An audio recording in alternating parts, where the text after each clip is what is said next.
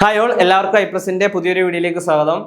ഇപ്പോൾ research officer എക്സാമിന് തയ്യാറെടുക്കുന്നവരുടെ മുമ്പിലേക്ക് ഭയങ്കര ഒരു മാറ്റമായിട്ടാണ് ഇപ്പം PSC വന്നിരിക്കുന്നത്. നമുക്കറിയാം, നമ്മുടെ സിലബസ് അടിമുടി മാറിയിരിക്കുകയായിരുന്നു.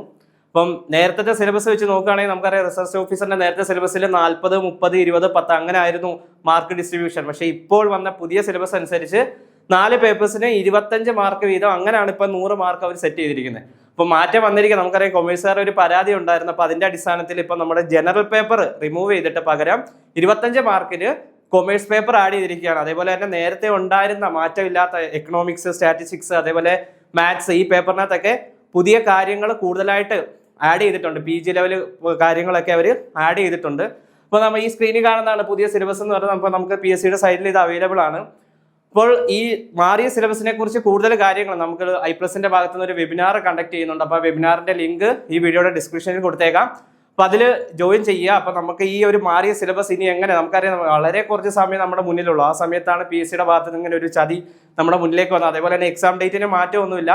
ജൂൺ 18 തന്നെയാണ് എക്സാം അവർ നടത്താൻ ഉദ്ദേശിക്കുന്നത്. അതിനകത്ത് ഇതുവരെ ഒരു മാറ്റമൊന്നും വന്നിട്ടില്ല. അപ്പോൾ ഈ വളരെ കുറഞ്ഞ സമയം കൊണ്ട് നമ്മൾ പഠിച്ചുകൊണ്ടിരുന്നതിനകത്ത് നിന്ന് ഒരു മാറ്റം വരുത്തി നമ്മൾ ഇനി പുതിയ കാര്യങ്ങൾ പഠിച്ചു തുടങ്ങണം. നമ്മുടെ മുന്നിൽ വളരെ കുറച്ച് സമയമുള്ളൂ. ഇതിപ്പം ഏപ്രിൽ തീരാറായി, ഇനി മെയ്, ജൂൺ കുറച്ച് ദിവസങ്ങളെ മുന്നിലുള്ളൂ. അപ്പോൾ ആ ദിവസങ്ങൾ കൊണ്ട് വേണം നമ്മൾ ഇത്രയും സിലബസ്, മാറിയ സിലബസ് കവർ ചെയ്യാൻ. അപ്പോൾ അതിനി എങ്ങനെ കവർ ചെയ്യണം, എങ്ങനെ നമ്മൾ പുതിയ രീതിയിൽ പഠനം തുടങ്ങണം, എത്രയും പെട്ടെന്ന് സ്റ്റാർട്ട് ചെയ്യണം, അപ്പോൾ ആ കാര്യങ്ങളൊക്കെ അറിയാൻ വേണ്ടിയിട്ട് ഐപ്ലസിന്റെ ഭാഗത്ത് നിങ്ങൾക്ക് ഒരു വെബിനാർ കണ്ടക്ട് ചെയ്യുന്നുണ്ട്.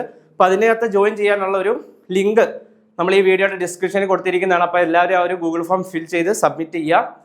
അപ്പോൾ പുതിയ കാര്യങ്ങൾ, അതിനകത്ത് നിന്നുള്ള ലേറ്റസ്റ്റ് അപ്ഡേഷൻസ് കാര്യങ്ങളെല്ലാം നമ്മൾ ആ വെബിനാറിനകത്ത് ഡിസ്കസ് ചെയ്യുന്നതായിരിക്കും. അപ്പോൾ ഇതാണ് ലേറ്റസ്റ്റ് ആയിട്ട് നമ്മുടെ ഭാഗത്ത് നിന്ന്, അതായത് കേരള PSCയുടെ ഭാഗത്ത് നിന്ന് വന്നിരിക്കുന്ന ഒരു അപ്ഡേഷൻ എന്ന് പറയുന്നത്. അപ്പോൾ പുതിയ അപ്ഡേഷൻസുമായിട്ട് നമുക്ക് മറ്റൊരു വീഡിയോയിൽ കാണാം. Thank you.